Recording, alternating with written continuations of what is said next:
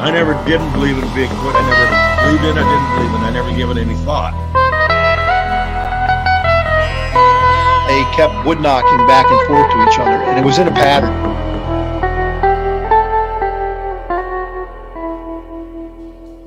Barn owls don't typically throw rocks. I come across these tracks. Sasquatch is still not on my mind.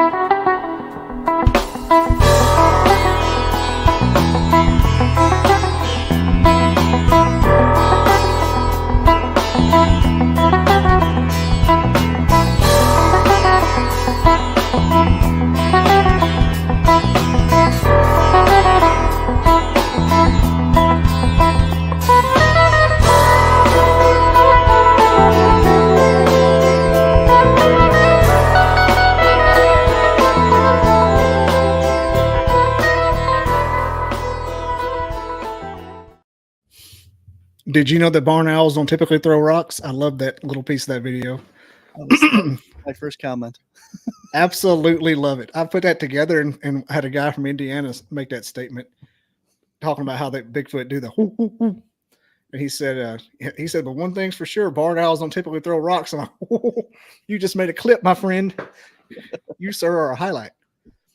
All right, so welcome back, everybody. I see the chat is lit up. I got everybody on here. Thanks, everybody. I know it's been a boring last couple of weeks because everybody's stuck at home I don't say stuck at home. We're just at home. They don't have to go to work as much. Not a bad deal. But tonight's guest is Barnaby Jones, not to be confused with the detective, from Wisconsin, where it's actually warmer than it is in Alabama right now. So we're kind of just talking about that before the break, before I hit go. We got Wendell. Hello, Mr. Duffy. He didn't say hi to me, I noticed. Rez Neck. Hello, everyone. And we got Bobby just got back from a Santa gig at the mall. Yep, he sat on my lap. He gave me one of those hairy lollipops. Yeah, if you wait long enough, Mr. Duffy will try to sell you a hairy lollipop. It's a whole thing. And we got this guy who harasses me and parks outside my house at night.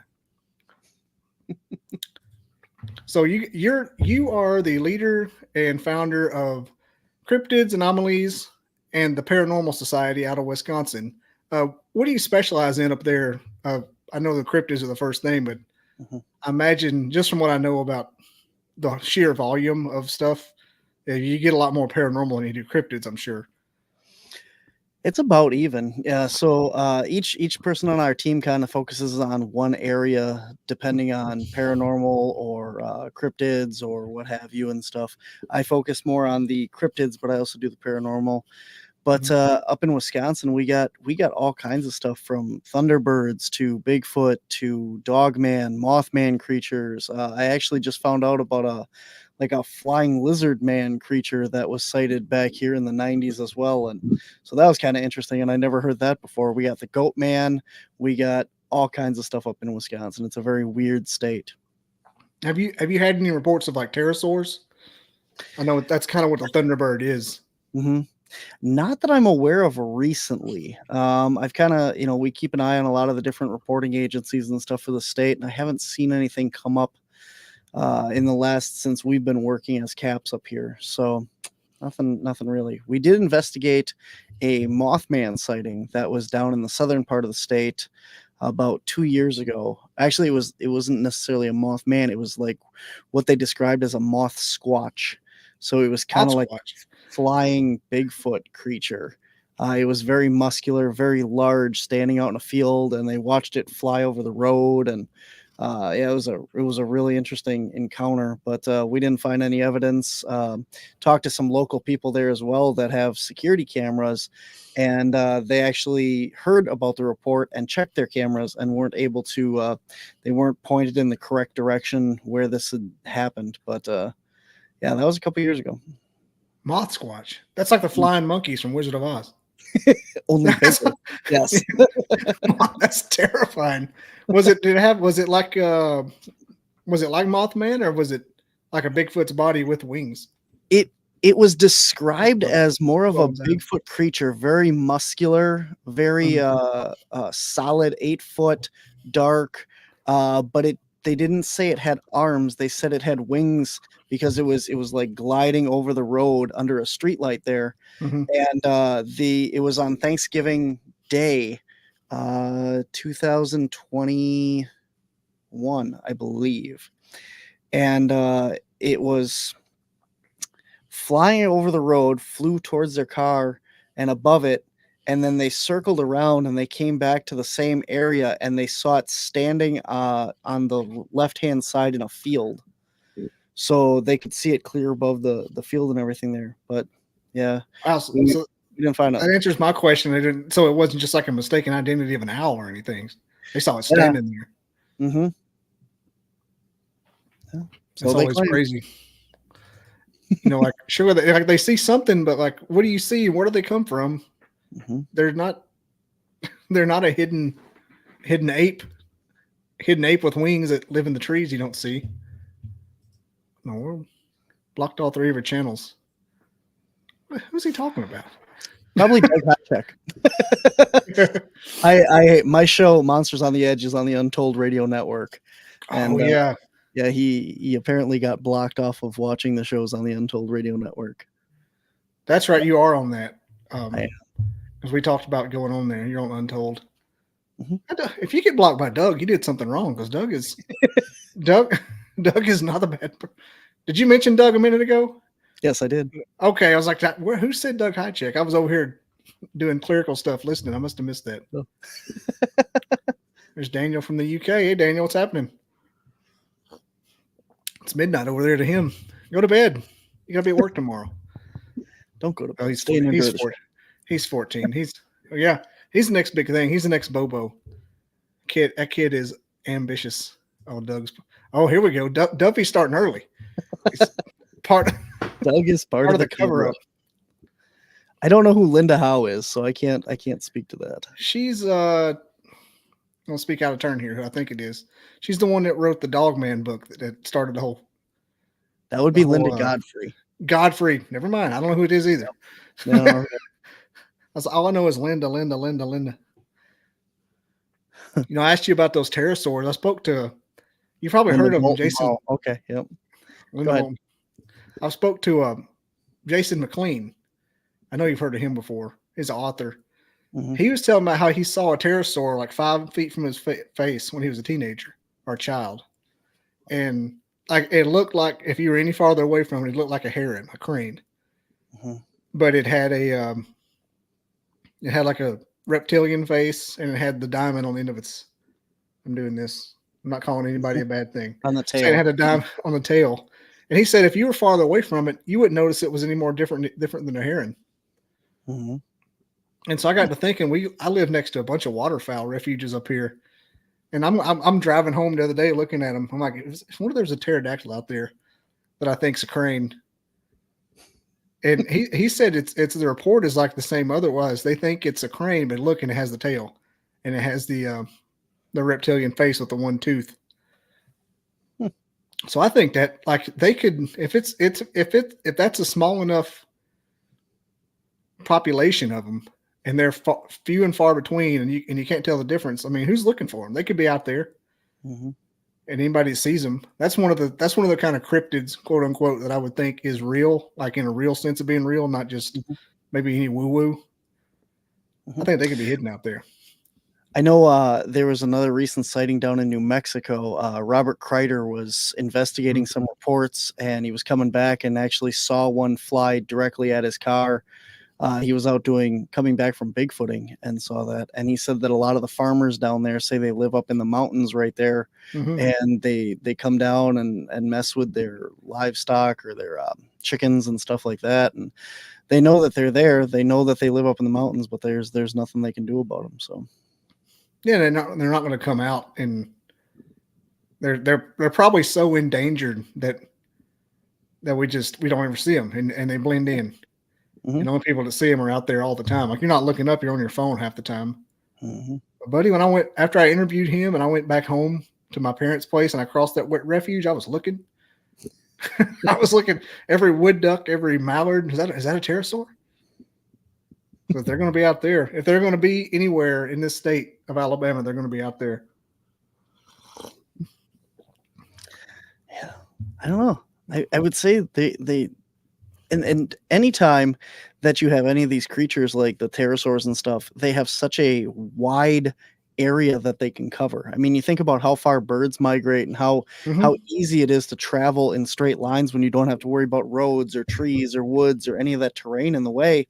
You could have these animals cover a mass amount of space and area, and it, unless you knew where they were nesting or settling down, to breed, you could never find them, because if they're always on the move, they could be almost anywhere, especially if they're up in the mountains, like they said down in New Mexico. So Yeah, they call them lechuza there, don't they?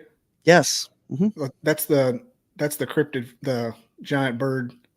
That's the one we were talking with Robert Beto from Mexico Unexplained, and that was like the one cryptid that we all came to a conclusion, if one of them was going to be real, like absolutely, like a land animal that we just didn't know was there, it'd be that one, because there's like 1,000 miles and nobody lives, just people on motorcycles and horsebacks. Very possible. So when it comes to the Bigfoot though, are you stick toward the hidden great ape, or are you allowing some of the fourth dimensional stuff to come in?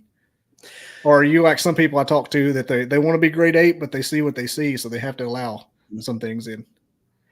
Everything that I believe in, everything my views on all this stuff has to come from my personal experience. So any of these creatures that I've done research on, I allow for anything. I mean, anything is possible, because nobody's an expert, nobody knows anything until we have an actual one that we can study and look at. But everything that's, in my personal opinion, kind of leads to these things just being a physical flesh and blood creature. And as far as if they're interdimensional, if they're not always here, if they're an alien or a humanoid species or a primate, I don't know about that. I kind of, and not on my personal opinion, but in some of the stuff that I've researched on that, I'm leaning more towards a primitive humanoid, a very advanced primate that kind of evolved alongside us. And that's kind of where I think I go with that, because these things, whatever they are, they're very smart, they're very intelligent. It appears that they have their own language, they have communication skills, which a lot of animals do, obviously, but they're able to avoid us actively. And that goes along with a lot of other animals too. I mean, when you look at a lot of the ambush predators, the cougars or any of that stuff, if they can't hide, if they can't disappear into the woods, they can't survive. So I think that's more what we're looking at, a very omnivore species. You have the plants and the animals as well, but they're going to have to survive throughout the winter on meats and other things, because there's no evidence that they're like squirrels or something where they have this cache of food saved up. Nobody's ever said that they've discovered it. Nobody's found anything like that. So they're going to have to be sourcing fresh food all year round. And with that being said, they're going to have to be, omnivores. Yeah, quasi-migratory as well. And I like I'll tell you where I'm at. I look at all this stuff kind of like a cinematic universe. And so it doesn't really have to be real to me, but I do like, I'm okay with like letting stuff in and just kind of bathing in it. It's all fun. It's all fun at the end of the day, but I like the idea of Bigfoot being, kind of woo woo, but I would be okay with it if we discovered that the cave system that interlays, we've all talked about 1,000 times, the cave and the Bigfoot sightings, and they were somehow able to, oh shit, I just knocked something over. They were somehow able to like no clip into those caves and not get far from them. And like Robbie Raines and D.A. Roberts say, they think the tree knocking is echolocation, like a bat. And they think that they double back and they can hide like that. And if that was real, I'd be totally okay with it. Like, I'm not married to any of them. I just kind of stick to allowing them to have maybe a power or two, just because people I talk to say things do happen. But I'm not, like I always tell people that my channel is like a refuge for the woo. If you have a story and you're scared to tell it, you can tell me. I'm going to listen to it with bated breath, like on my knees. I mean, not on my knees, but like cross-legged on the floor like a little kid. But if it came out that they could get into those caves and were hidden, and it was just a really, really good humanoid that had advanced civilization, maybe underground, I'd be okay with that. I don't know who wouldn't. I mean, you talk about the echolocation and stuff like that. That's not a woo factor. I mean, you have No, that's humans not. that are able to use echolocation. There's a guy in the Guinness Book of Records who does that because he's blind and he's able to identify things and Mhm. objects and stuff through clicking his tongue and using echolocation. So, that's one of the things all the time when people say, well, these things are paranormal or they have these, supernatural abilities. Well, you have to look at the rest of the animal kingdom and all the other things that these animals can do that we know that they can do. And tigers have the infrasound too. Tigers, elephants, Mhm. lions, a lot of the big cats and stuff too. It's all natural abilities, just because it's not proven and it's not studied for certain things doesn't mean it's not available. I always tell people, when science is doing research and they're doing research on like a domestic cat, for example, they're given a certain amount of money to research one part of that animal. For example, let's say the eyes of this animal. And they're looking at the eyes of a cat to determine what we can use medically from the cat that will help the humans in our medical endeavors. So they're not looking at the entire cat. There could be a lot of things that this cat can do that are never going to be discovered because science is not given the money to specifically study that part of the animal. And that goes along with all these things. Look at all the stuff that we've recently learned about, like the platypus and a lot of the other marsupial species. We found out that they're biofluorescent, which means that they glow under black light. Now, what this means, what this does, who knows? But it's something that we've recently discovered about animals that we've known about for centuries and hundreds of years now at this point. And we thought, oh well, we know everything about them. But now all of a sudden, science has found out this whole new thing because somebody accidentally ran a test on them that hadn't been done before.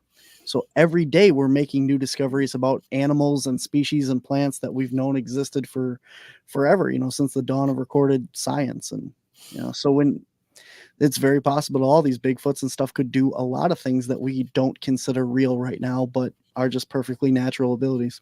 You never know what they're hiding. Like this, just like why can't possums get rabies or sharks get cancer? Like that doesn't make any sense. But they're out there with everything else. So how do we know the other animals can't do crazy stuff either? Like I picture it sort of like Maggie Simpson in the Dome. How she just hopped in a sandbox and popped up outside. How did you get out there? Maggie's outside. It's like that same kind of phenomenon. That's if they're not woo. Science says they're probably not, and I'm okay with them not being. But if they have those abilities and there's a logical reason, it's almost more fascinating if that is the case, because that makes our world that much more interesting. Because I've been watching a lot of Godzilla versus King Kong lately, and I want Hollow Earth to be real too.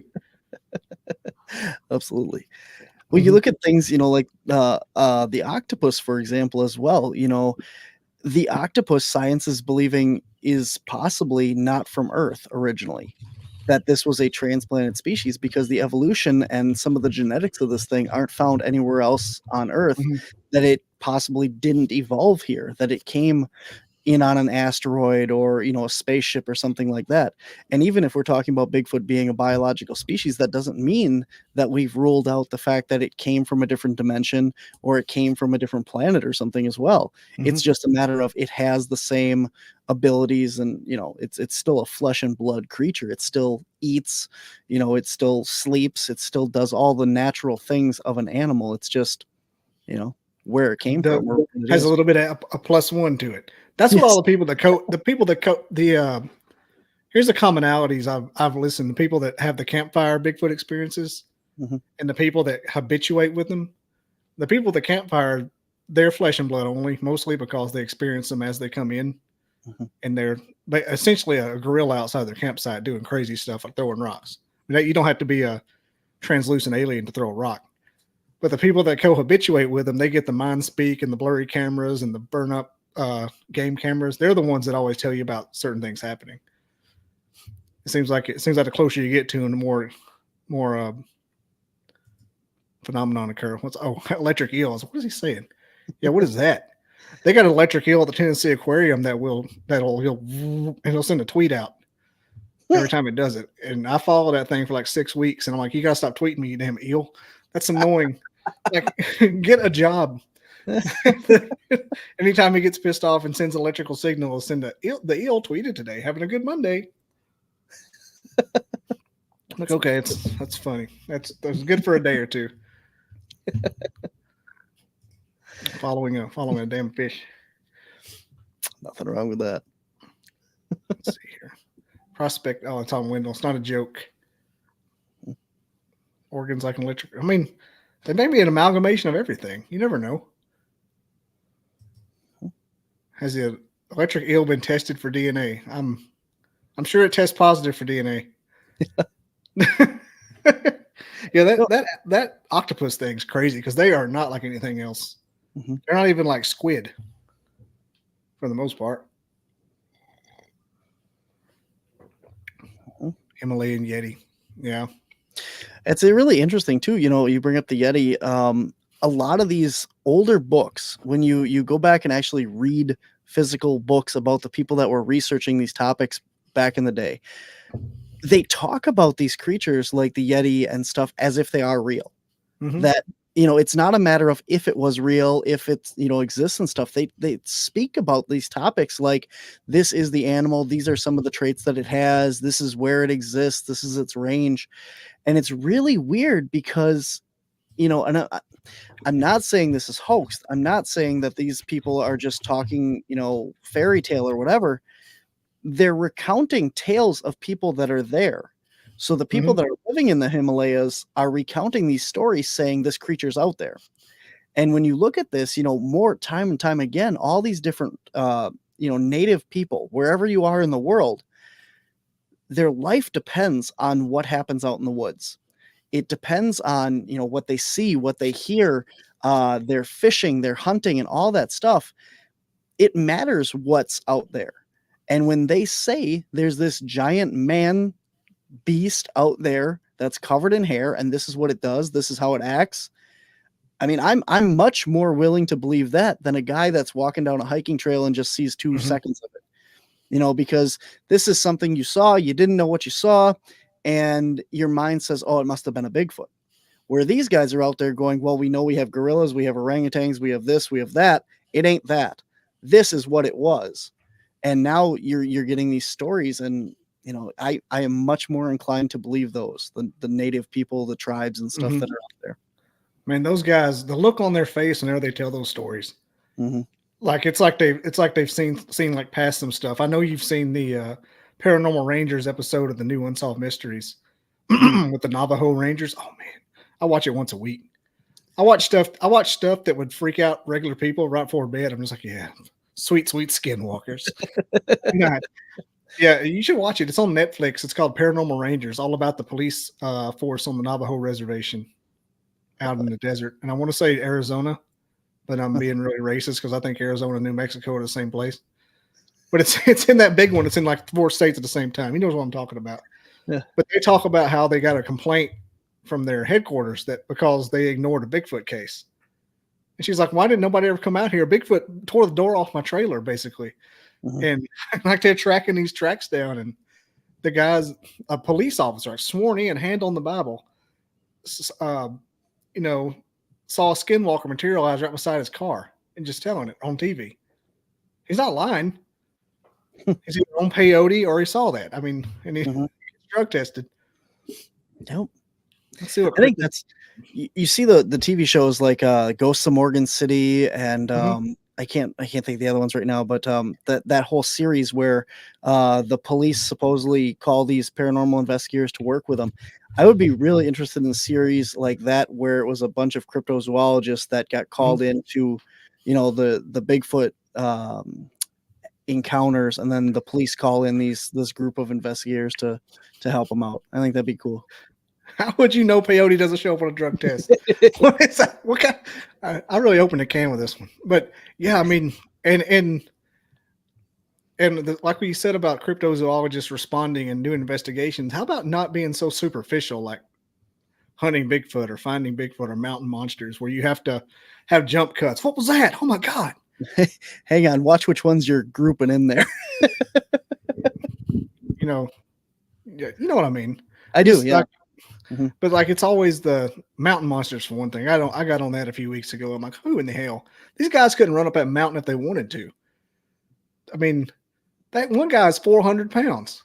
Yeah. What's he do? He can't walk up the side of those hills. If a wolf man came out of nowhere, it's over with for him. hmm But like All these guys, yeah. But I think it's obvious. We know why. It's because it's Hollywood. It's TV. They have to have something.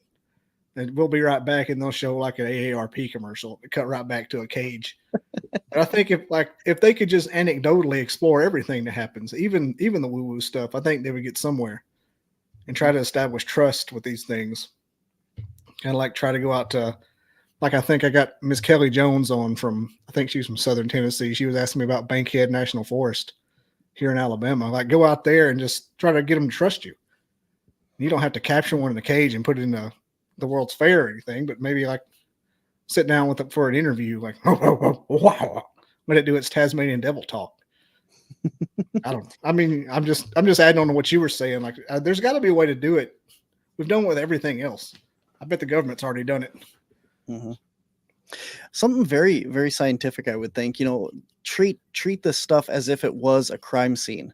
Go out there, look for footprints, look for DNA, look for fingerprint evidence, and see, when someone says that they've had an encounter where something interacted with their car or their house example, go out there and treat it like a criminal investigation and see what you actually find. Look for that DNA, look for the hair samples, the footprints in the garden out back, and set up some equipment, surveillance, just probably audio even, and see what you get. Because every time you put up trail cameras or anything like that, you don't get any results. I mean, it's so hard. A lot of the times people say if you don't want them on your property, put up trail cameras or security cameras or lights. And that's the best way to get rid of these things. So that's the first thing all those shows do is put up several trail cams. Like, dude, what are you going to do? You going to get a bunch of deer? Here's Duffy hawking his DNA. I was talking to Marie from Florida, Marie Dumont. I know you've heard of her. But I said, how do you start the scouting operation? I'm thinking the first thing my mind went to is trail cameras. Like, do you put up trail cameras, try to get something? She goes, no, that doesn't do anything. That makes it worse. You just kind of go out there and explore and look for sign, and then maybe gift them a little bit. But that's what makes you helpless. Having that chance encounter. I had a guest on my show, and he suggested putting trail cameras along moving bodies of water, because the sound of the water and the scent of all the stuff around it helps to mask the trail cameras themselves from any sound or any scent that you've left there. The water will kind of help to mask that and all the other life and stuff around that. And it gives you hopefully a long corridor of area that you can shoot down. And one of the things that we do in our main research areas is we put up time-lapse cameras instead of motion, because a motion camera only gets you out just so far. And if it's not triggered in that vicinity, you're not going to get any picture at all. Like 30 feet. If you put out a trail camera and you set it to take one picture every 5 minutes, you're going to end up with so many thousand pictures. But you have just the same odds of getting one on that as you do with a triggered camera. Because if one just so happens to walk across your screen in that 5 minute, when it takes the picture, you actually have a picture. And this thing can be anywhere from, right up by the camera all the way out to hundreds of feet away. And if you have a decent camera, you're still going to get that picture. We actually got one picture of a Sasquatch creature on trail camera that way. So really, just from time lapse. Yeah. And we set up an experiment. We had up at the Hiding Adventure where we do a lot of our work. We had a group of investigators in the back of the property, myself and one other person, and we set up. This is where we think they come in to kind of watch the main field of the property where we have our base camp. And we have 2 investigators at base camp. And me and one other person will walk to the back of the property to this area. and wait for it to get creepy and weird and feel like we're being watched or have some sort of activity. And then we make our way back towards base camp. We pass base camp and then move out about a half mile up to the main road and then turn around and come back. Well, what happens is when we go to the back, get creeped out, and we start moving forward, whatever is back there has a tendency to follow us out. And when it does, it goes right past base camp. And on this one occasion, we had a thermal imaging camera set up to video record back there for the night. And we went back there and sat. We got really creeped out. We heard things moving around us and stuff. And we're like, okay, they're here. So now it's time to move out.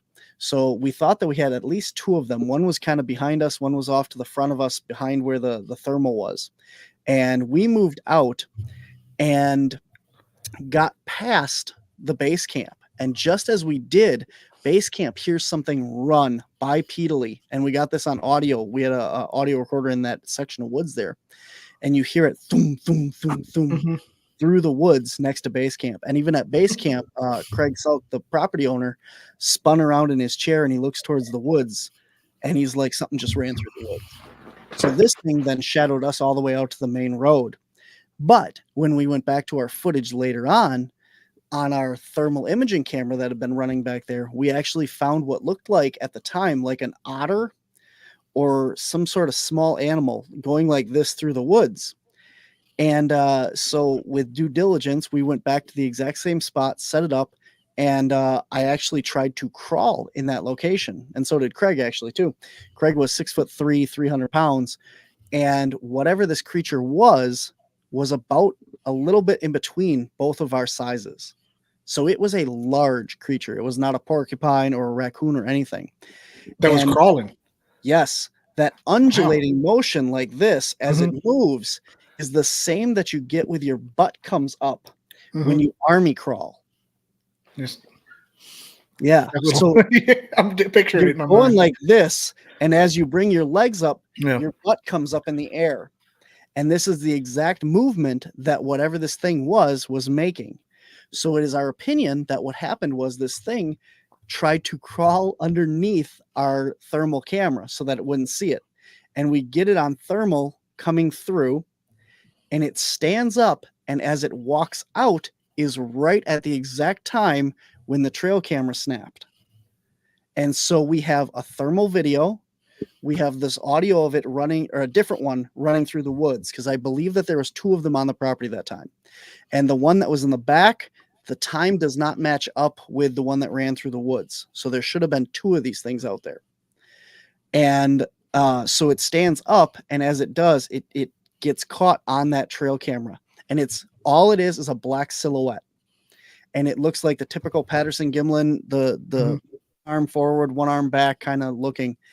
And you're flipping through these 1,000 photos, and they all are exactly the same, except for this one has this black silhouette on it. And that's all it is. There's no definition. I couldn't tell you which way the face was going or anything. So we went back and we put Craig in that same spot. And whatever this creature was about 6.5 feet tall, I would say. Because it was roughly about the size and shape of Craig in height and bulk. And like I said, Craig was a big guy. But it was not Craig, because Craig is on video at base camp at that exact same time all night. So, man, that crawling thing, when I think about it, it freaks me out. The spider crawl everybody talks about. Can you imagine if like something went off and you saw a glimpse of a Bigfoot spider crawling towards you? That'd be the scariest thing you've ever seen in your entire life. Just doing that thing. So, but it was, the one you talk about was on the ground doing the army crawl. And that's another thing. People say like, well, we didn't find any footprints, or we found one footprint and that was it. Well, you got to realize that you have to look for handprints. You have to look for knuckle prints. If these things drop down on all fours, if they're, a lot of the times people say when they're driving down the road, they see this thing standing at the edge of the road and it just drops on all fours or drops down to its belly because they don't want to be seen. They don't want, they're trying to avoid contact so that they're not noticed. And that's what you got to pay attention to is this, when they're crawling. Because even you go to the zoo and stuff, and you can see very similar behavior in like chimpanzees and gorillas and that, where they kind of scuttle when they run. they squish their bodies down and run on all fours when they're like really excited and stuff or playing, and it's very similar to what a lot of these people describe as the spider crawling. So Have you ever gotten any like issues with the electronics messing up when you were out there looking for them? our electronics, yes. Yeah, camera battery draining. I don't know if I can attribute this to Bigfoot activity or not, but the first time that we were investigating up at the Hayden property, well, let me back up for a second here and explain the Hayden Adventure property. So in 1992, Craig and Barb Salk purchased 80 acres of property, hunting land in just outside of Menominee, Michigan. And in 2012, they had game cameras all over the property for hunting deer and bear. They got a series of 3 trail cameras, and the middle one shows what some believe is a Bigfoot in it. They eventually sent this photo into Finding Bigfoot. Finding Bigfoot came out and did an investigation. It's called the Super Youper episode of Finding Bigfoot. You can see all of it there. And ever since it came out, people wanted to see the picture and see the evidence. So Greg and Barb opened up their property as kind of like a little tourist attraction. So you could see the spot where the original picture was taken.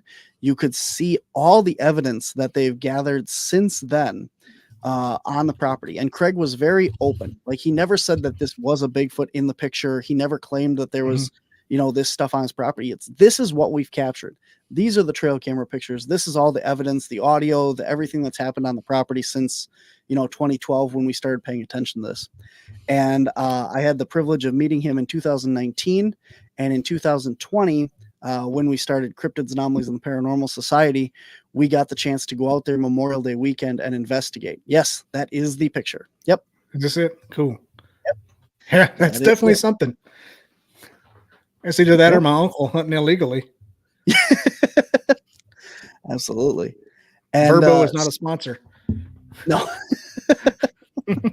They should be. That's kind of cool. So that's Craig's photo then. Okay. Carry on. Sorry. Yep. No, it's fine. Fanboy. Yep. He's actually gotten 2 other pictures of what could possibly be Bigfoot on the property, or actually a few. There's another really good one that could show the face of one of the Bigfoots on the property. And it's very compelling. It was just a trail camera picture that just happened to snap a picture at the right time. And then my team has gotten the one that I spoke of earlier up there. And then there's another photograph that shows hair.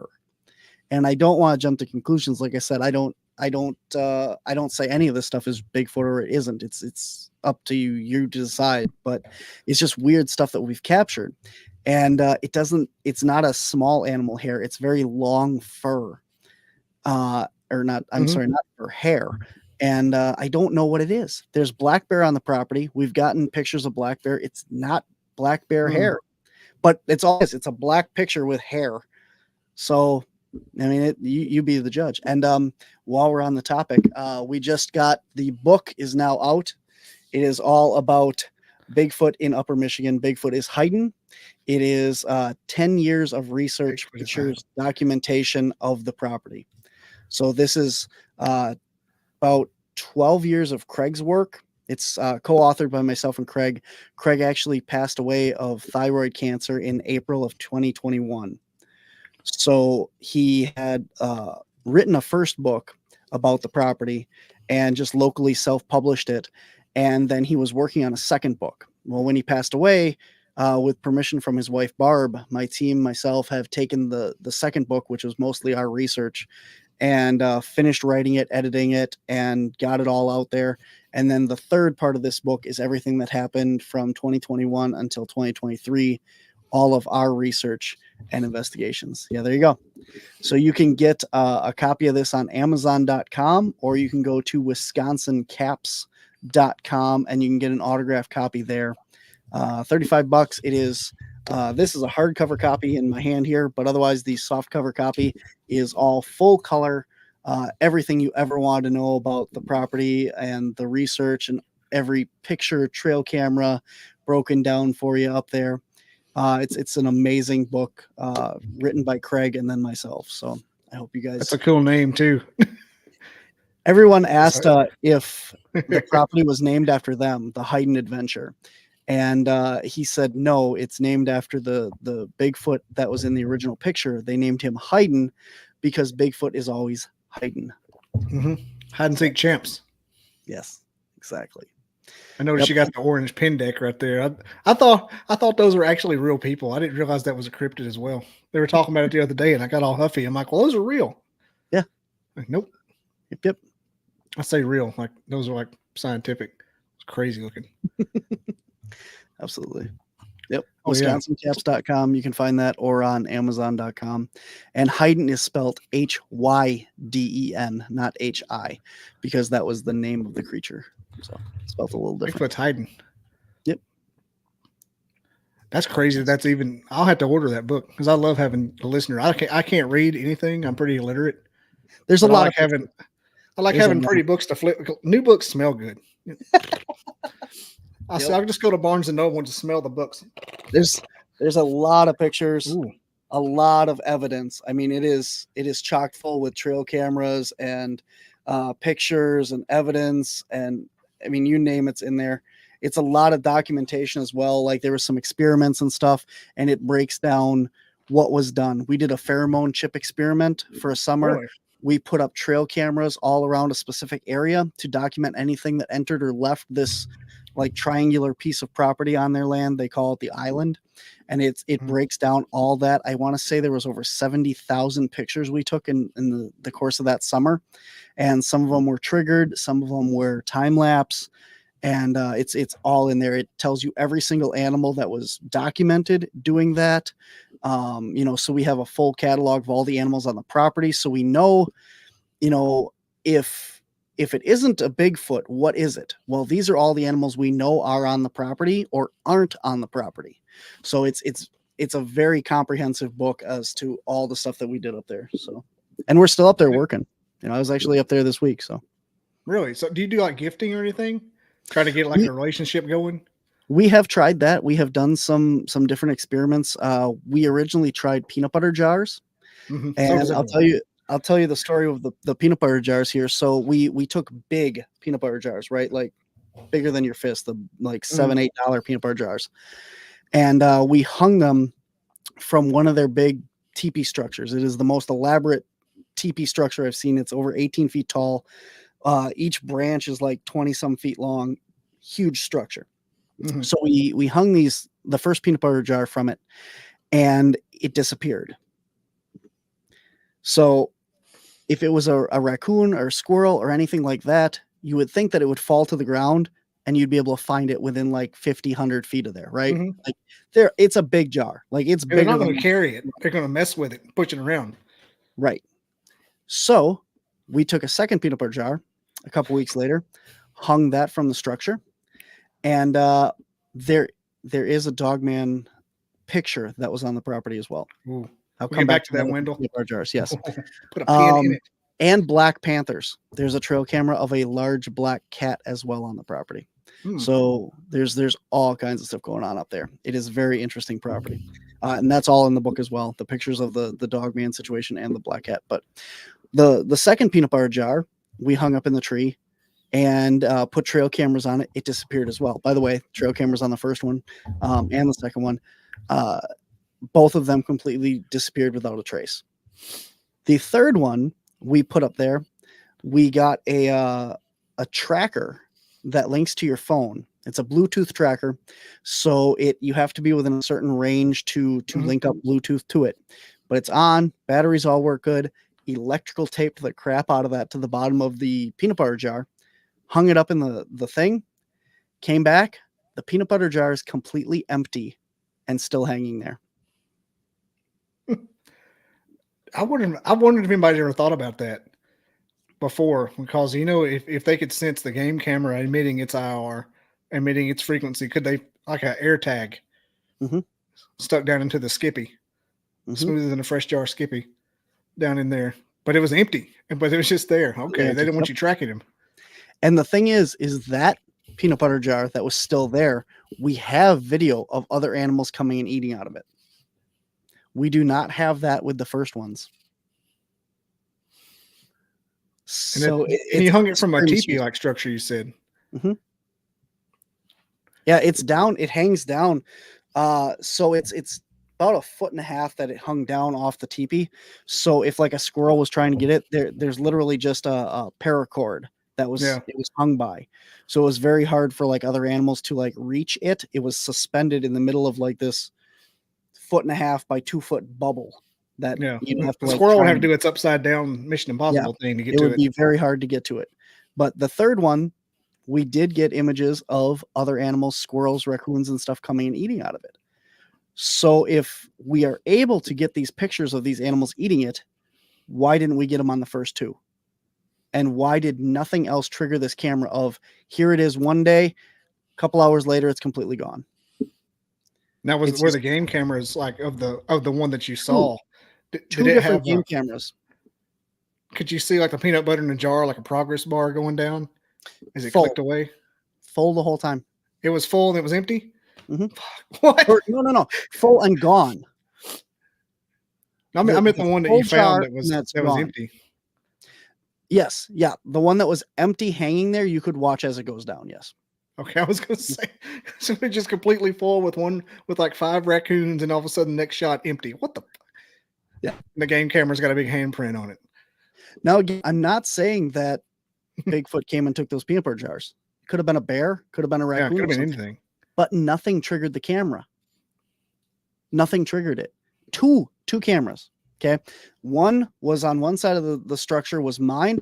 On the other side of the structure was Craig's. So at any given point while Craig was still with us, we had anywhere from 8 to 20 some cameras on that property. Because like you said, Craig was a very avid hunter. Him and his wife Barb, they deer hunt, they bear hunt. They had other people come on the property, their family, and other people would come out there and hunt. So they knew every deer, every bear. They all the bears have names that they were documenting, just over the years to keep track of this stuff. They knew every animal on the property. And they'd never had anything happen on the property up until 2012. So back to the Dogman story, it's documented in the book that so there was about, I want to say, I'm not as familiar with the story as I should be, but I was about a mile away through the woods south of the property. There was a farm that had cows.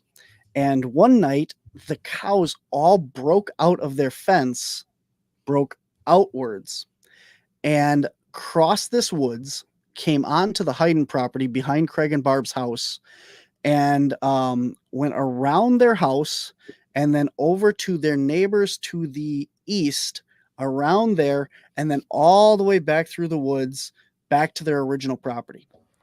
Now, what's weird is that they believe something was chasing them, and that's why they broke out of this fence. That's why they went so far.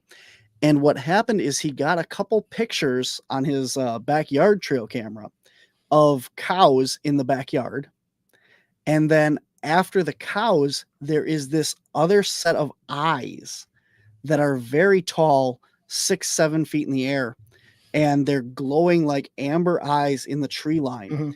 And if you lighten this image up, he actually sent it to Linda Godfrey, who spoke at their convention. They do the Marinette Menominee Bigfoot convention. It's going to be June 1st this year in Marinette Menominee.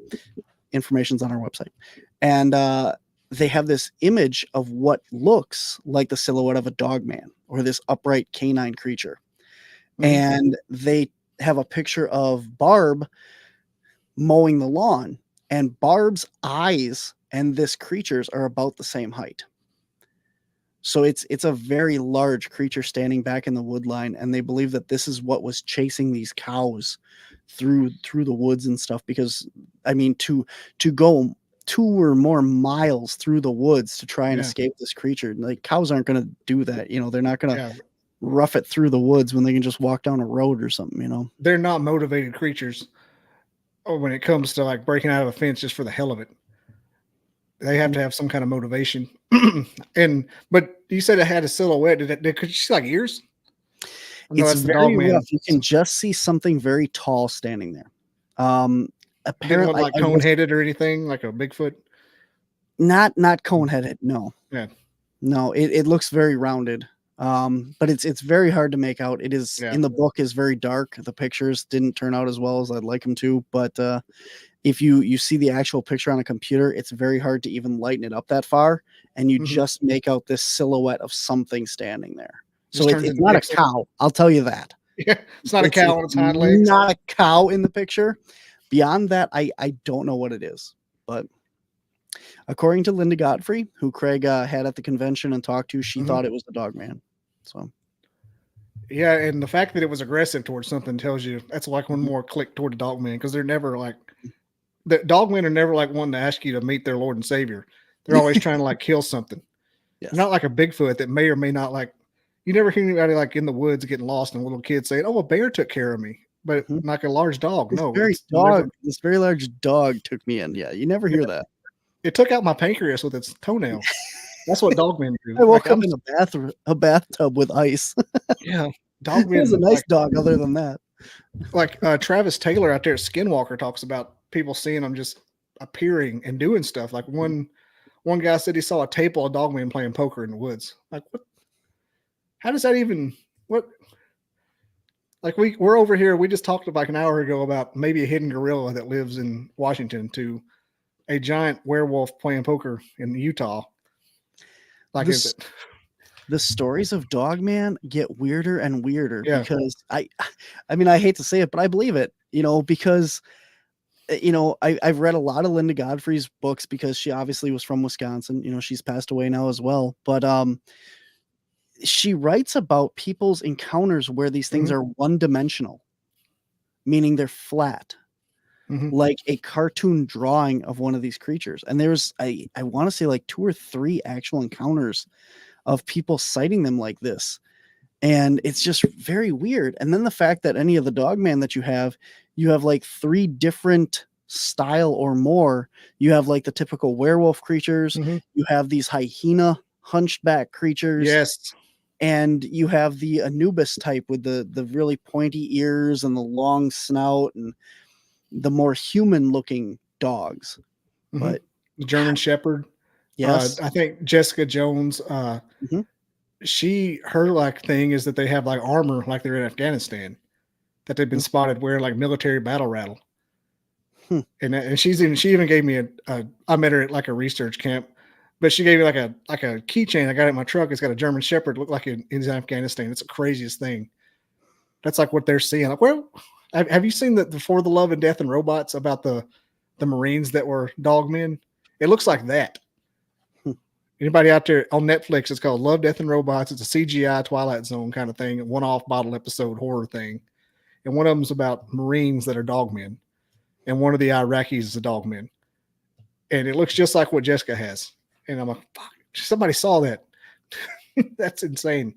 There was people talking, the people that were in concentration camps during the World Wars, and some of the Jewish concentration camps, they said were guarded by werewolves.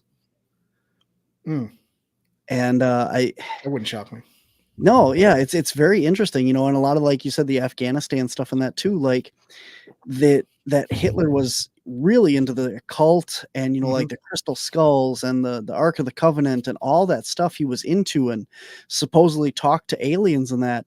And then one of the people said, or not just one, but like some of the people that were in these camps said that he had this werewolf breeding program, and these were the creatures that would patrol the camps and guard them and stuff. And I mean, that's weird. So where did these things go? I mean, from way back, you hear stories of Dogman and these creatures over, especially in Europe, not so much from the First Nations people over in the United States or anything, but a lot of the European stuff like that. So werewolves in London.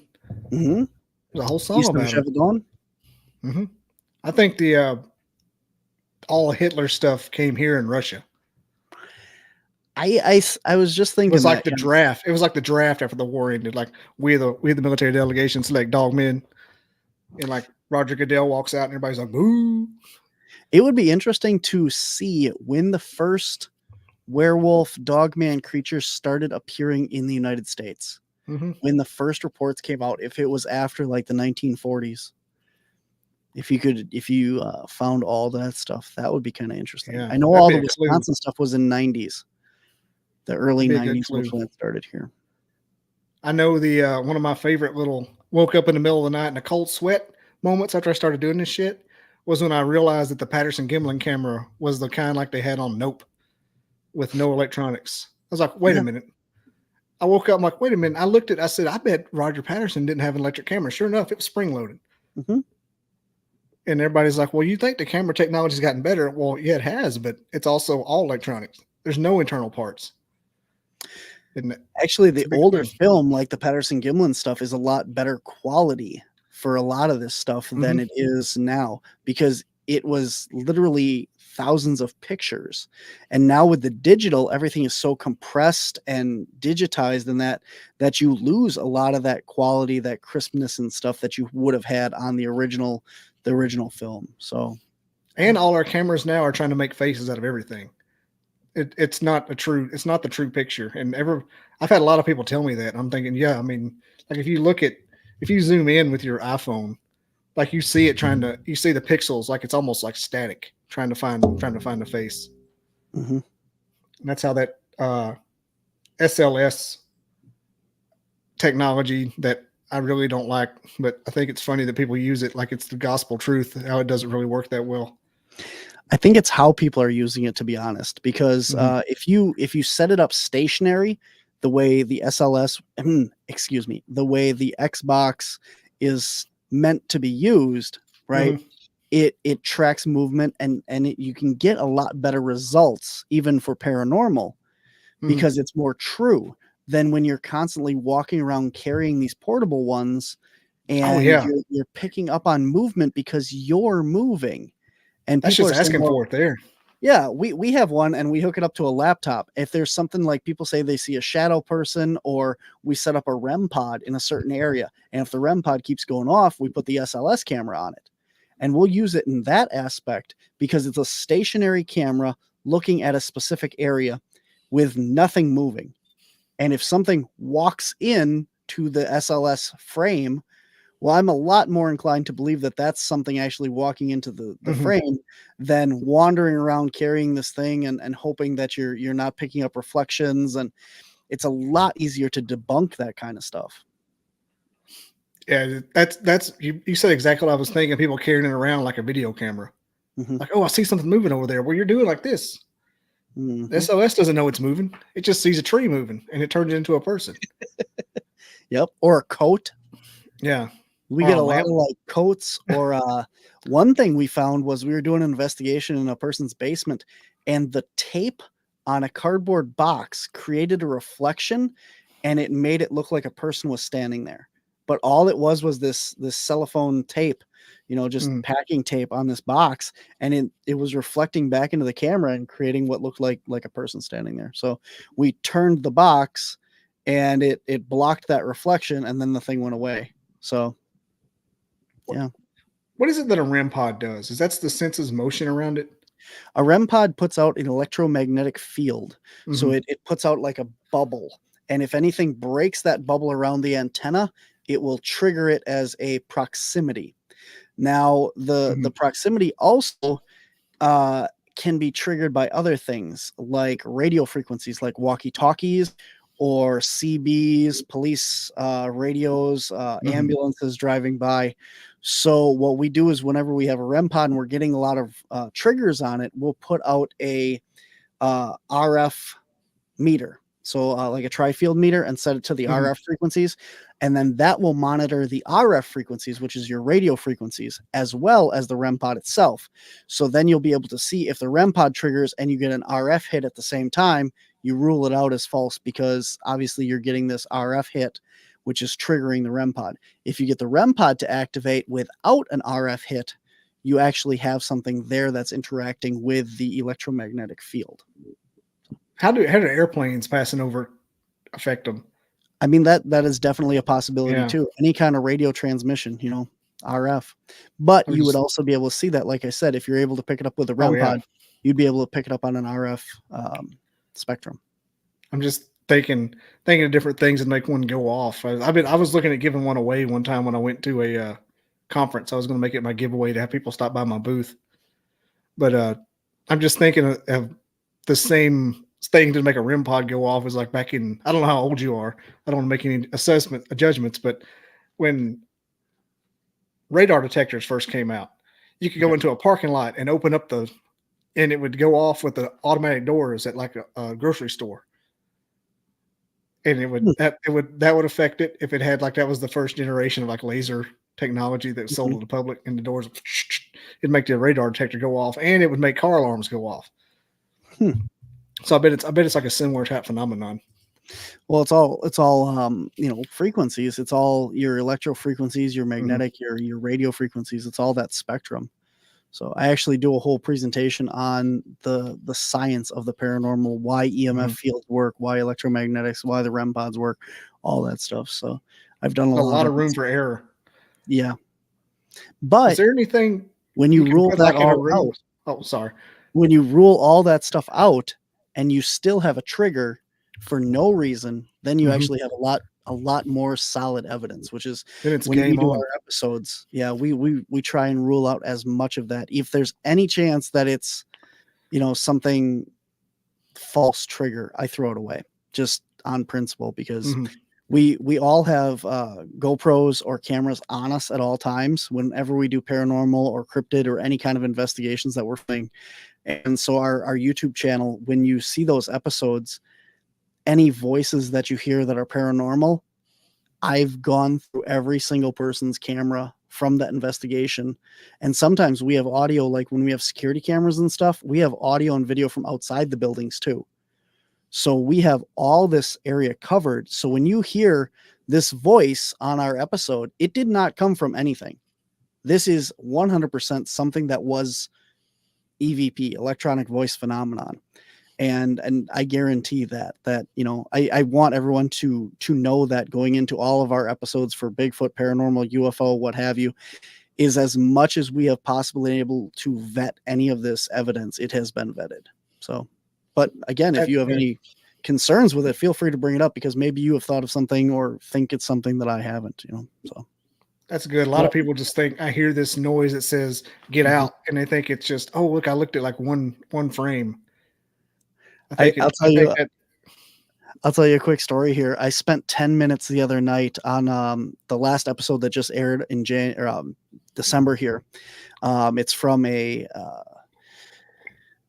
Pine Park historical complex. So it's these like 6 buildings. Each one's a different like schoolhouse or a lumber camp building and a CCC building and all these different areas. And I spent 10 minutes trying to debunk this EVP, because 2 of my investigators are in this room, and one says something, and then you hear this voice come through, and then my second investigator goes and then talks, and I'm like, there's a voice there. And I went through there's 3 cameras in the room at the time, and I listened to all 3 of them on repeat, looping it over and over, going, what is this voice? Is this something there? What is it saying? And after about 10 minutes, I realized that it's the of him about to cough. And it came through as like, sounded like this rattling throat noise, sounded like a voice. But I went through audio for about 10 minutes just on this like 10 seconds of clip, trying to figure out what the heck is that? What is it saying? And then I finally realized that it was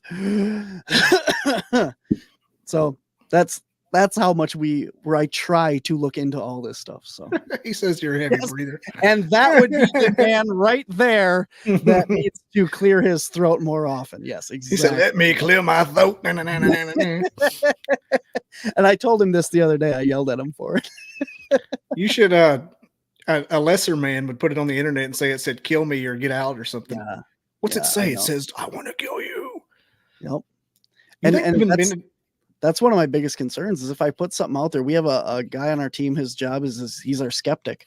And if we can't convince him that it isn't something, then we shouldn't put it out. And that's pretty much what he does on a lot of investigations. Yes. I told him I got a bone to pick with you. I spent 10 minutes because of you. But on the same note, one of the other episodes, I have audio that he found with a voice in a basement that we were at. So there you go. So he's helpful. So, Sometimes. he missed your kid's birthday because of a throat noise. That's right. That's right. Has anybody invented like a portable Faraday cage for like haunted areas, like they could put up like Better Call Saul? You know what I'm talking about with the metal blankets? Actually, I have a Faraday pouch that is used for spirit boxes. And you put the spirit box in there and it has like metal woven inside and it's supposed to block out the radio frequencies. But I've never actually used it because at the same time, I've talked to people that say that if you block out the radio frequencies, you're also blocking out all the paranormal stuff that's coming through too. And so we haven't ever actually tried it, but I have it. It's sitting right there. You know, I haven't heard anybody doing what you're talking about with the Faraday cage there, but I've heard of people doing Estes sessions inside of a cave, like real deep in a cave, where there was no radio and still getting readings. That'd be freaky. I'm potentially going to be doing Estes experiments here in a few weeks in an undisclosed location in the southeast, and I'm kind of freaked out about it because I've been on one paranormal expedition or investigation and one Bigfoot research camp out, and little things happen, you know, electronics don't work, that kind of thing, and you feel a chill, and I got an instant headache in one room. But if I'm on an S2 session, that sucker pops positive. That's my paradigm shift. My paradigm's already shifted. It's just not locked in. Like the keys, the door's open. Like I'm in the other room and the door hadn't shut. We had a building that we were investigating and we heard all this stuff about it, like, you know, noises and interactions and stuff. And there were supposed to be these little kids there playing with jacks and all that stuff. And we got nothing. None of our equipment would work there. We'd go downstairs in the same building and everything would pop, you know, like we had full conversations. We got an EVPs and all that stuff. And we're like, why aren't we getting anything upstairs? Like there should be something up here, you know? And we did an Estes session up there and it completely changed it. The Estes session came through and it was full conversations, like a huge party. This was at a ballroom, or not a ballroom, a dance hall, like an old saloon kind of dance hall building. And full conversations. They wouldn't answer questions. They were completely involved in what they were doing. It was like, hey, how are you? Oh, I'm good. Oh, you so-and-so's here. Yeah, is that your new girlfriend? Just full out conversations coming through of this thing. Wow. But we couldn't get them to answer, couldn't get them to talk, couldn't get them to interact with us at all. But you had all this activity there. Super duper residual. Absolutely. Kind of like the end of The Shining. Estes has been very helpful with us. I absolutely hate spirit boxes. I think it's a lot of audio pareidolia, whatever that word is. You know, we all know the audio equivalent of it would be you hear what you want. You know, well, tell me your name. Oh, it says Starship. Oh, I heard Steve. You know, no, you didn't. You didn't hear that. Barbara? Is that you, Barbara? Oh, it said yes. No. Well, that's like that brainstorm green needle. Brainstorm green needle. Yes. Like you hear what every one person just said. Absolutely. Yep. And the Estes takes that away. The Estes session, you put on your blindfold, you put on your noise canceling headphones. You don't hear anything that anyone else is asking. You just listen to that little box. And it really puts me in like a meditative state where I just kind of like focus on this white noise, and it allows other things to come in there, more of like a psychic connection than just what you're hearing through this box. Because, you know, maybe you're not even listening to something coming out of the spirit box itself. Maybe you're actually getting these voices from the entities themselves that are coming through. And that's where you're picking this stuff up. I talked to Chris Fleming, who's you know, the Psychic Children and all that stuff from TV shows and that. And that was his philosophy, is that, you know, these spirit boxes, when you get into that meditative state, you're not listening to the spirit box anymore. You're actually getting messages from spirit directly. And I kind of believe that. I mean, I'm not a medium. I'm not psychic. I don't have those abilities. I mean, I probably do, but I don't actively have them that I know of. And I don't cultivate them. But when I do these Estes sessions and I get pictures pop into my head.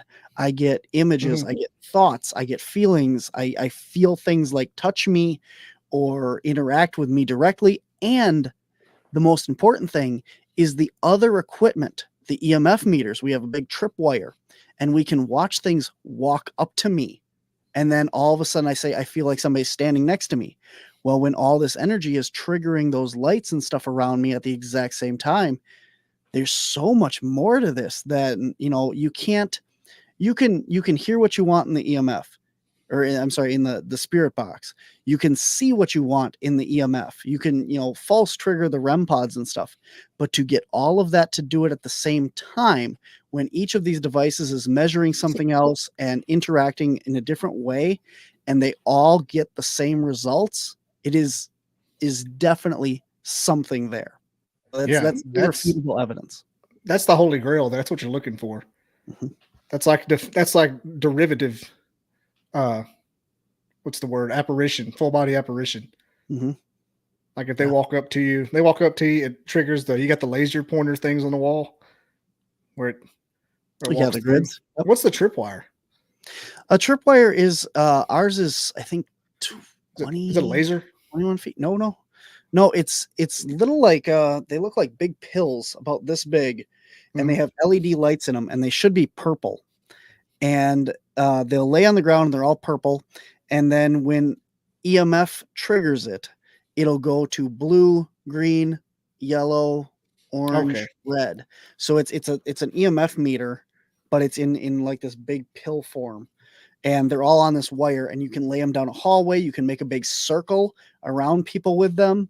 And then you watch as this energy, just like half of the wire just triggers as if something walked into that section of it.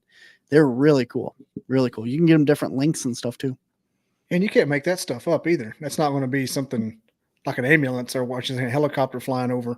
Right. I wonder if can you do the Estes with Bigfoot somehow? We've tried. Yeah. We have tried. Yep. We've gotten, I don't know that we've been able to interact with Bigfoot itself, but Yeah. there's a lot of other things out in the woods that, Or Dogman. spirits or entities or, these other things that are out there that you can communicate with. We've had, I mean, again, take it for what it's worth. We had a whole conversation with something that claimed to be a fey creature or a guardian of the Mhm. forest. And it did a full EMF spike on command, yes, no, with verification. So again, like whenever we do this stuff, you say, are you a male? It says yes. Are you a female? Nothing happens. Are you a male? Yes. You double ask all these questions just so that if you ask, are you a male? Yes. Are you a female? And it spikes again. Well, now there's just this random spike going on. Mhm. But if you ask the same questions and then a different variation and you get the same answers, you've established that this is not just a random pattern. And then you can go back and re-ask these same questions later on. You told me that you were a male? Yes. Or you told me that you're a female and nothing happens. Oh, that's right. You said you were a male, and then it triggers again. Mhm. We do that with all of these questioning, not because we forget or anything, but because we want to establish that we're actually communicating with whatever it is that we're communicating with, and it actually is something doing the communicating and not just electrical pulses of something in the building, a cell phone, a radio frequency, whatever have you. Yeah, that Faye thing, I have not looked into it until last week. I've never heard of any other than like just random anecdotal stuff. Like somebody saw a fairy. I didn't Mhm. realize how, like Jason McLean, I told you earlier, he's wholeheartedly on board that what we're seeing with Bigfoot is Faye, possibly because you got knock on wood comes from Faye. Bigfoot knocks on wood. They have, I mean, it's just. You'll have to watch the episode I air. I don't know when I'm going to air it, but that one goes deep as shit about that kind of stuff. Like I'm just sitting here like I'm like I said earlier, my paradigm was shifting on the Fae thing. Like it's all the same lore. Bigfoot lore and Fae lore are all the same. It does really go hand in hand. I mean, there was give me a second here. Joshua Cutchin and Timothy Renner wrote they've both written some amazing books where the footprints end, and some other cool stuff as well. The Brimstone Deceit, all like Fey mythology and stuff like that. But they talked about this one incident. There's this one creature in Fey mythology. She is a woman in white, and she travels through the woods with candela dancers, which are these glowing orbs of light, and a large hairy man. Now, when you talk about like some of these Bigfoot encounters, a lot of people don't realize that with their encounters, there's also a lot of sightings of this woman in white. And what is another thing that's reported a lot of times with Bigfoot? But these balls Orbs. of light. Yeah. So now you go back originally to this Fey mythology, and you have a woman, a entity that has these characteristics of traveling with this Bigfoot and balls of light. It's all there in Fey mythology. You have these same stories with alien encounters and alien mythology as well, UFOs and UAPs. So you have all of these different phenomenon, and you've slapped different names on it. Just look at Bigfoot, for example. You have Sasquatch, Bigfoot, you have the grass man, you have the skunk ape, you have the wood booger, you have the list goes on. Exactly. No matter what part of the country you're in. Orang pendek, yes. But you have all these different names for these creatures, and if you strip the name away and you say it's a large hairy man, that is what you're looking at. And you look at the description, and then you look at these other things, these balls of light, these other animals, these other creatures that travel around in Fey mythology. You have, the elves, the other gnomes, goblins, all these different little creatures. Well, they start to fit other archetypes and other creatures that are described, but you've just given it a different name. So there's a lot more to this folklore, to this mythology. And going back to one of the first things that we talked about on here, the native people, the people that are living off the land, the original tribesmen of all over the world, their lives depend on what they've seen and what they've encountered. And when you take that into account, they're not telling boogeyman stories to their kids just to keep them out of the woods. There's something in the woods that they're trying to protect them from. And throughout the games of telephone and retelling and stuff over the years, these stories have become more, commercialized and, fairy taleized and stuff. But when you look at even the Brothers Grimm, the stories of that, Hans Christian Andersen and those things, Disney has put a total sugar-coated spin on a lot of those stories. In the end, these stories are not happy endings. They are to tell you, like, warn you of things and protect the kids. They're bedtime stories, but they're fables, they're warnings. And you have all that stuff that goes along with this. So when you're looking at all these different creatures and stories and fairy tales and stuff, you never know. I mean, this is all based. Somebody saw something. Somebody came up with this idea. And, all the modern movies and stuff that are out there now, too, all these movies, you can trace them back to something. You know how many movies are based on Romeo and Juliet? A lot. Like, there's no original story anymore. Very few, so nothing new under the sun, they always say. Yeah, they've all come from somewhere, and they've been manipulated and twisted and everything. And you take them back to their roots, and they all go back to these fairy tales, mythology, folklore, stories. It's really amazing when you start digging into all this stuff. You get off on mermaids. You could take a rabbit hole down mermaids. They kill each other. They're like sirens, and we make them into supermodels running around with shellfish on there. And my favorite, I guess, we'll wrap up here in a second, but my favorite kind of thing, like touching on this, is and I think it has more to do with the fact that the Scottish and Irish people settled Appalachians, Latch. But the fact that the mountains here where I'm at now are also the same chain that are in Scotland and England before Pangea broke apart. But now we have the same lore of the Wendigos and the deer that walk upright and the at night when you're hearing your name But Mhm. yeah, the same people that were there settled here, so that may be a little bit of they brought it with them. But at the same time, it's the same mountain range. So if there's elementals and evil elementals that do that same shit, who's to say it's not the same energy? Absolutely. And that's Because if you hear another good somebody one. say your name in the Appalachians, no, you didn't. That's another good one. Looking back at, the Irish lore and stuff of the wee people and that over there. I mean, they take that very, very Mhm. seriously. I mean, they will redirect roads if it comes into a fairy hill or a fairy tree or something like that.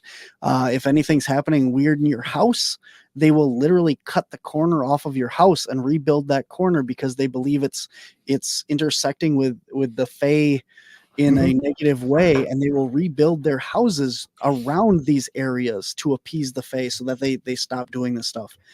And they can be very helpful too when you look at like the brownies and stuff. They supposedly like clean your house and maintain things and make sure so it's good to have certain creatures around you. And they take that very seriously over there. It's just different parts of the world, different cultures.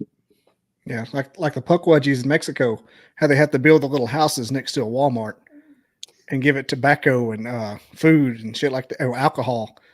Wow. And they remind me a lot of the brownies from Willow. Whenever I hear somebody describing the Pukwudgies, remember Willow with the little guys that followed him around. I really need to start watching more TV because everything you've mentioned I've never seen. Oh man, I'll go deep on you. I mean, Yeah. nobody can talk to me at work because everybody's focused on them. I'm mine. Yeah, Willow's got the. You should watch Willow, by the way. I know. I'm familiar with Willow. I just never have seen it. Yeah. But there's two little people. I mean, they're just people that are scaled down, but they're like this tall, and they're called the Brownies. But they're like the comic relief of the whole movie. Like, yeah, they're always trying to stab people, but they're only like 3 inches tall. No, Rez I don't takes need to get out more, Rez. If I was out more, I wouldn't be home watching movies anyway. Yeah. That's the opposite of what I need, Rez. I need to stay home more and be bored enough to watch TV. I'm trying to manifest a life where I can do this right here and watch enough TV and go hunting and stuff. I'm trying to be like the Bert Kreischer cabin where it's just his stuff's too busy and doesn't have a job. He just works for himself. It's going to be me. All right, Barnaby. Let me announce this while there's still 12 people watching, just for my own personal selfishness. I was going to do it earlier, but it's kind of selfish. I have merch now. Nice. And it's Teesprings. I got a couple T-shirts. One of the T-shirts says "Barred Owls don't typically throw rocks." I think it's an amazing shirt. Let me see if it'll open. Oh, here we go. It opened. Check out this shirt. Barred owls don't typically throw rocks. I love it. Oh yeah. I love that. But yeah, just go to bobbydizzle.com, shop merch on top. I got how about my share screens never worked right before until right now. You're welcome. I got a mug. I got this mug. Check that out. It's got my logo, both my logos on it. But yeah, if you have like $1,000 to spend on cheap merch for a bad podcast, hop on over to bobbydizzle.com and click merch on top of the screen. I designed those out of love, though. Those aren't just like factory things. I mean, so if hey Tara B, how you doing? Yeah. So where can everybody find you, Barnaby? I know we've done Wisconsin caps. Absolutely. How do you We spell are at Wisconsin? Wisconsin, spelled out, caps.com. You can find us everything there. You can also find us at Wisconsin Caps, all spelled out, on Patreon, TikTok, Twitter, YouTube, and Facebook, and WI Caps on Instagram. You can also go to our website and click on Shop Our Store, and you can get all kinds of cool t-shirts, mugs, and stickers, and tote bags, and all kinds of stuff there as well. And if you're into Bigfoot in Upper Michigan and you'd like to check out this book, Bigfoot is Hidden, is available on Amazon.com. You can get it there. Hidden is spelled Hyden. And you can also go to wisconsincaps.com and you can buy a autographed copy there if you so choose as well. Cool. And that link's in the description. I've got it on there. Awesome. Thank you. Yeah. So, all right. It's been a really fun talk. I'm glad we can get together and kind of break up the monotony of Christmas break. I'll let you get back to your polar bears and your cheese. Yeah. in your Our wet, rainy season out there, you know. It'll freeze to death soon. Will. No, that's okay. It doesn't need to. Are you hoping that Michigan gets beat by the Crimson Tide? Is that? Oh, is that a sports reference? I don't do sports. Dear God, this is over.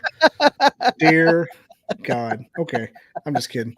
Yeah, my alma mater is playing Michigan, and we need them to win because it's been 2 years since the national championship and get a little itchy. All right, man. Thanks everybody for watching. BobbyDizzle.com. Click the merch, WisconsinCaps.com, and everybody stay warm, stay safe. And Barnaby, thanks for being on here. It was a real pleasure. I didn't want to end it, but I like the podcast to stop when they're ahead and to not get weird and everybody just start doing those lulls at the end of the conversations. Because I ain't about that life. So we're going to disappear. Take it easy, everybody. Be sure to like, comment, and subscribe. I never didn't believe in Bigfoot. I never believed in it. I didn't believe in it. I never gave it any thought. They kept wood knocking back and forth to each other, and it was in a pattern.